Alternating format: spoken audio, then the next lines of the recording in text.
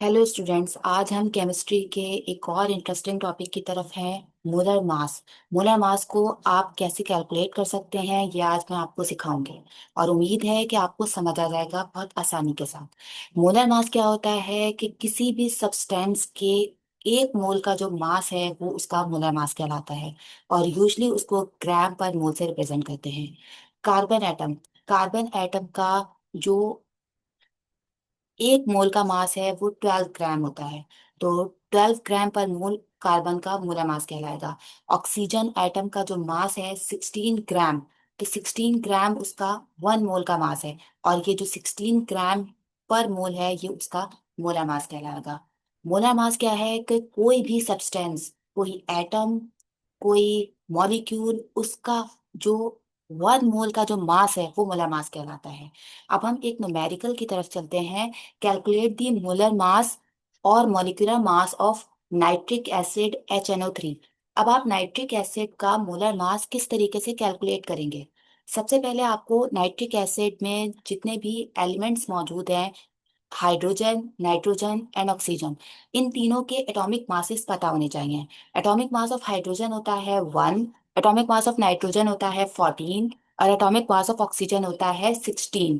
अगर आपको ये मालूम नहीं है तो आप पीरियोडिक टेबल में जाएं। पीरियोडिक टेबल में तमाम एलिमेंट्स के एटॉमिक नंबर और एटॉमिक मास मौजूद होते हैं। तो वहां से आप एटॉमिक मासेस देख सकते हैं हाइड्रोजन, नाइट्रोजन और ऑक्सीजन का। उसके बाद फिर मॉलिक्यूलर फॉर्मूला क्या है नाइट्रिक एसिड का? HNO3।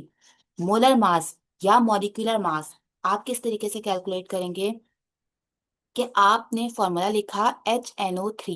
सबसे पहले है हाइड्रोजन। हाइड्रोजन एटम यहाँ पर है कितने? हाइड्रोजन एटम की तादाद यहाँ पर है 1। क्योंकि हाइड्रोजन के नीचे कोई भी नंबर मौजूद नहीं है, इसका मतलब है हाइड्रोजन एटम की तादाद है 1। तो आपने सबसे पहले 1 लिख दिया। 1 को आप हाइड्रोजन के एटॉमिक मास से मल्टीप्लाई कर देंगे। एटॉमिक मास ऑफ हाइड्रोजन कितना है? 1। एटॉमिक मास यूनिट है 1। तो हाइड्रोजन का की जो नंबर की तादाद है 1, उसको आप इसके एटॉमिक मास से 1 से मल्टीप्लाई करेंगे तो आंसर आएगा 1। उसके जब आप एक एलिमेंट कर लें तो उसके बाद प्लस का साइन आता है, आपने प्लस का साइन लगाया। फिर नाइट्रोजन एटम। नाइट्रोजन एटम का जो नंबर है यहाँ पर कितने नाइट्रोजन मौजूद हैं वो है 1। क्योंकि नीचे कुछ नहीं लिखा नाइट्रोजन के, इसका मतलब है कि नाइट्रोजन 1 है। तो आपने 1 को मल्टीप्लाई करना है नाइट्रोजन के एटॉमिक मास से, जो कि ऊपर दिया हुआ है 14।